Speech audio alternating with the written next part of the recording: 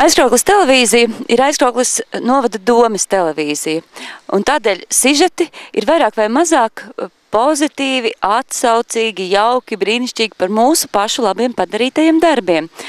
Bet taču varbūt dažkārt mums gar kadru aizslīd kaut kas interesants, kaut kas jocīgs, kaut kas neparasts, varbūt kaut kādas netaisnīgas lietas, kas notiek. Tādēļ Aizkrauklis televīzija aicina jūs iedzīvotājus palīdzēt mums un veidot sižetus mazliet interesantākus. Izsludinām labāko sižetu konkursu.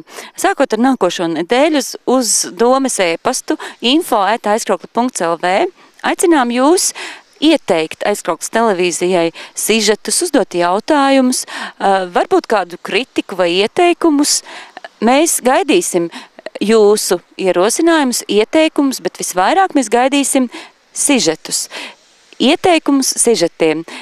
Mēs sakam, ka tas ir konkurss. Nu, mēģināsim to tādā veselīgā konkurences atmosfērā veicināt tādu konkursa gaisotni un sacensties savā starpā par interesantāko un labāko sižetu.